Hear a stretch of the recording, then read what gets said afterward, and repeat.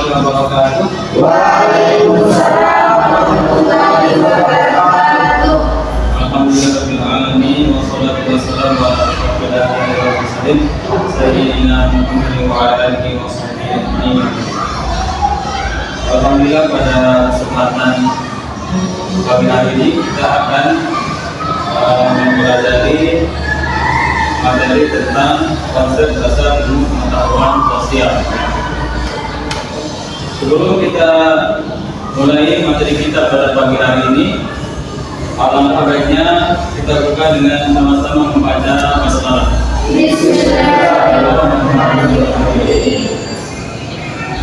Baik, sebelum kita mulai dengan materi kita pada pagi hari ini,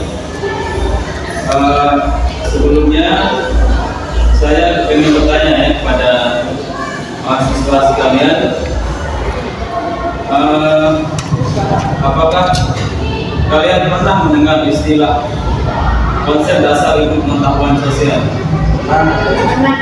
Ya, silakan mungkin ada yang mau mencoba memberikan definisi apa yang dimaksud dengan konsep dasar IPS ya, atau istilah IPS yang dahulu. Silakan. Baik Bapak, ada beberapa yang saya tahu tentang konsep dasar ilmu pengetahuan sosial, termasuk diantaranya yaitu geografi, ekonomi, sosiologi, sejarah, dan perekonomian atau pendidikan. Sekalian, ada yang lain? Konsep dasar ilmu pengetahuan sosial (IPS) adalah dasar ketahui salah satunya interaksi antara manusia yang satu dengan manusia yang lain seperti keluarga, masyarakat, dan lain sebagainya. Ada yang lain? Ya. Alhamdulillah, definisi yang sudah disampaikan oleh temannya itu mencakup pengertian mengenai konsep dasar ilmu pengetahuan sosial ya. Coba ya. Oke, sebelum kita mulai perkuliahan kita tentang mata kuliah konsep dasar IPS itu, ada beberapa hal ya, atau ada beberapa tujuan pembelajaran yang akan kita bahas ya pada mata kuliah kita hari ini. Yang pertama yaitu menjelaskan pengertian IPS sebagai mata pelajaran di SD atau TNI. Kemudian tujuan pembelajaran yang kedua yaitu membedakan antara IPS sebagai disiplin ilmu dan mata pelajaran integratif di SD. Dan yang ketiga yaitu menguraikan tujuan dan fungsi pembelajaran IPS di SD atau TNI ya. Ada pengertian ya. Pengertian IPS di SD atau ini ya. Yang pertama yaitu yang dimaksud dengan IPS di SD atau ini itu adalah suatu bidang studi yang dikembangkan dari disiplin ilmu sosial seperti geografi, sejarah, ekonomi, sosiologi, dan antropologi ya. Kemudian tujuan dari mata pelajaran IPS di SD atau ini itu adalah untuk membantu peserta didik memahami lingkungan sosialnya, kemudian nilai-nilai kehidupan dan praktik dalam kehidupan masyarakat. Ya. Sampai sini ada yang ingin ditanyakan dari surat yang kedua ini? Mungkin ada yang belum dipahami. Di sini Bapak sebetulnya apakah di pelajaran SD atau TNI perlu dikembangkan bagian dari ekonomi maupun antropologi tersebut dalam pembahasan IPS-nya? Ada lagi yang lain? Ya. Ya, saya rasa kalau di SD ya itu bagian sosiologi dan antropologinya itu dibahas ya, tapi tidak mendalam seperti di SMA ya. Mungkin hanya sebatas dasar-dasarnya saja ya. Oke, selanjutnya ya, di sini ada beberapa sumber ilmu IPS ya yang ada di SD Yang pertama yaitu geografi ya. Geografi itu biasanya membahas tentang uang dan kemudian ada sejarah. Sejarah di sini biasanya membahas tentang waktu dan perubahan. Kemudian sosiologi ya, hubungan sosial, membahas tentang hubungan sosial. Kemudian ekonomi ya, ekonomi itu membahas tentang kegiatan ekonomi. Dan yang terakhir itu antropologi ya, yang membahas tentang budaya masyarakat. Oke, selanjutnya IPS sebagai disiplin ilmu ya. Jadi maksudnya di sini yaitu yang pertama fokus pada cabang ilmu sosial tertentu secara mendalam. Ya, artinya fokus kajiannya itu lebih digali lagi. Jadi bukan hanya sebatas pengertian atau definisi ya. Kemudian penekanan pada metode ilmiah dan kerangka teoritis masing-masing ilmu. Nah, jadi maksudnya ilmu yang sudah ada seperti ekonomi maupun geografi itu dijelaskan bagaimana tahapan-tahapannya sehingga diperoleh ilmu tersebut ya. Kemudian cocok untuk jenjang pendidikan tinggi ya. Biasanya kalau dia sudah membahas disiplin ilmu khusus misalkan ekonomi itu nanti kaitannya dengan fakultas ekonomi ya. Kemudian kalau membahas tentang antropologi ya, berarti kalau di perguruan tinggi ada namanya antropologi bumi ya. Oke, selanjutnya yaitu IPS sebagai mata pelajaran integratif PSD ya.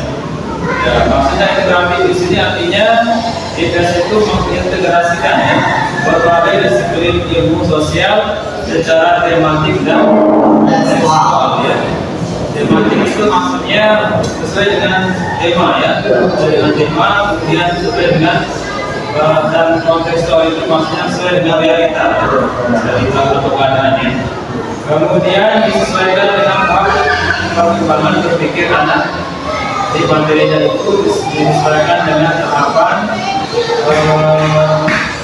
kelas usia atau daya jangkau berpikirnya anaknya. Jadi jangan sampai di SD itu kita membahas tentang masalah politik atau istilah-istilah yang pentingnya yang tidak dimengerti oleh anak SD ya. Kemudian mengedepankan pemahaman praktis dan organitas ya. Ini maksudnya pemahaman yang mudah, yang simpel ya. Kemudian lokalitas itu maksudnya sesuai dengan kondisinya ya, atau keadaan sekitarnya ya. Kemudian di sini ada beberapa perbedaan IPS sebagai disiplin ilmu dan IPS sebagai mata pelajaran SD ya. Yang pertama pada bidang aspeknya ya. Aspeknya pada aspek fokus ya. Fokusnya kalau disiplin ilmu itu lebih spesifik ya per bidangnya, lebih dirinci lagi ya. Kalau pada mata pelajaran IPS di SD atau MI itu lebih tematik dan kontekstual. Kemudian kalau aspek tujuannya pada disiplin ilmu IPS itu lebih kepada keilmuan dan riset atau penelitian. Sedangkan kalau mata pelajaran IPS itu di SD tujuannya adalah untuk pemahaman sosial dasar ya. Kemudian ada aspek kampanye ya. Kalau disiplin ilmu IPS itu lebih kepada akademik ya atau lanjut. Artinya kalau dibahas di SD, di SMP, di SMA pernah dilanjutkan ke perguruan tinggi. Kemudian kalau mata pelajaran IPS SD itu lebih kepada anak-anak ya. Nah, terakhir ya pendekatan ya. Kalau disiplin ilmu itu pendekatannya analitik atau teorisis, sedangkan mata pelajaran IPS itu lebih praktis dan integratif ya. Kemudian apa tujuan pembelajaran IPS di SD atau MI? Yang pertama yaitu membentuk warga negara yang demokratis, bertanggung jawab dan berbudi sosial ya. Kemudian selanjutnya yaitu memberikan pemahaman tentang realitas sosial dan lingkungan. Selanjutnya mengembangkan nilai sikap dan keterampilan sosial, dan yang terakhir yaitu membantu peserta didik memahami identitas diri dan lingkungannya. Saya rasa semua tujuan ini sangat penting ya untuk anak di SD maupun di MI. Namun yang menjadi catatan di sini adalah yaitu poin yang terakhir yaitu membantu peserta didik memahami identitas dirinya ya. Jadi jarang sekali kalau kita lihat siswa itu memahami dirinya sendiri, dan jarang dia mengetahui lingkungannya ya. Ada kalau kita lihat kalau zaman sekarang itu kan anak itu kecenderungannya kepada HP ya, HP sehingga dia lupa dengan kondisi yang ada di sekitarnya atau lingkungannya. Selanjutnya itu fungsi pembelajaran IPS ya di SD. Yang pertama itu sosialisasi nilai dan norma sosial. Kemudian pengembangan wawasan kebangsaan dan budaya. Yang ketiga, penanaman semangat kebersamaan, toleransi dan bertanggung jawab. Dan yang keempat, mendorong kepekaan terhadap masalah sosial yang ada di sekitarnya. Oke, terakhir agar menutup ya atau kesimpulannya ya. Jadi ada beberapa hal yang bisa kita simpulkan dari pemaparan di atas ya. Yang pertama yaitu IPS di SD merupakan hasil integrasi dari berbagai disiplin ilmu sosial ya. Jadi kalau di IPS itu masuk dia nanti ada pelajaran ekonomi, geografi, antropologi. Itu maksudnya dia terintegrasi ya. Kemudian tujuannya ya itu bukan hanya sekedar mentransfer ilmu ya atau sekedar menyampaikan ya, tapi bagaimana siswa itu dibentuk karakter sosialnya ya. Jadi bukan hanya sekedar dia menghafal kapan ya teori kapan terjadinya, kemudian menggambar kota ya, tapi bagaimana karakter mereka ya atau sikap mereka terhadap lingkungan yang ada di sekitarnya. Contoh ketika ada orang meninggal dunia ya di kampung ya, apakah mereka ikut serta di sana ya, ikut sholat, menyolatkan atau ikut memakamkan atau memakamkan, nah itu maksudnya contoh sederhananya. Kemudian berkata integratif ini lebih sesuai untuk karakteristik dan kebutuhan anak usia sekolah dasar ya. Oke. Terakhir ada diskusi ya. Oke. Ada diskusi ya. Kalau menurut kalian ya, pertanyaan pertama ya, mengapa pendekatan integratif itu lebih sesuai diterapkan di SD? Ada yang mau menjawab? Izin Ya. Mengapa pendekatan integratif lebih sesuai diterapkan di SD? Karena perlu kita lagi integrasi itu satu kesatuan atau kerjasama dan tidak memisahkan diri. Jadi anak-anak SD perlu diajarkan dari dasar dan dari kecil bahwa manusia itu makhluk sosial yang tidak bisa hidup sendiri. Hingga integritas atau integratif itu penting diajarkan pada waktu usia dini. Ada yang lain yang mau mencoba?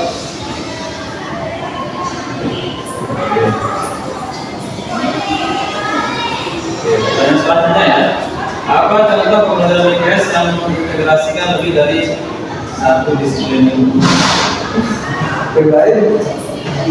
Tidak ada yang mau mencoba? Apa contoh pembelajaran IPS yang mengintegrasikan lebih dari itu? Boleh lagi? Ya, silakan. Oke, izin ya. Contoh pembelajaran IPS yang mengintegrasikan lebih dari satu disiplin ilmu itu di antropologi ya, bagian antropologi. Ada beberapa bagian yang saya lihat itu ada 4, tapi saya bahas 2, yaitu antropologi linguistik dan antropologi budaya. Sehingga antropologi budaya itu akan mempelajari tentang bagaimana budaya membentuk karakter anak, dan antropologi psikologi linguistik, bagaimana anak-anak itu sering mendengar bahasa-bahasa yang digunakan oleh orang tua mereka, keluarga, sehingga anak-anak itu akan menurunkan atau bahasa-bahasa itu apakah bahasanya keras, lembut, dan apa itu kan termasuk dari bagian kebawaannya atau turunan dari keluarganya, itu dari antropologi linguistik. Begitu. Alhamdulillah ya sudah dijelaskan oleh temannya ya. Semoga perkuliahan kita pada pagi hari ini membawa manfaat ya. Artinya untuk diri kita sendiri ya, tapi juga untuk kehidupan kita ya. Sampai sini ada pertanyaan atau kita cukupkan ya. Saya rasa perkuliahan kita pada pagi hari ini sudah cukup ya. Dan mudah-mudahan perkuliahan kita ini bisa menjadi acuan kita untuk meningkatkan kehidupan kita ya, di bidang sosial ya. Dan semoga ilmu yang kita dapatkan channel ini bukan hanya sekedar bukan hanya sekedar hafalannya, tapi bagaimana kita bisa mengimplementasikannya dalam kehidupan kita sehari-hari. Demikian dari saya. Terima kasih atas perhatiannya. Assalamualaikum warahmatullahi wabarakatuh. Waalaikumsalam.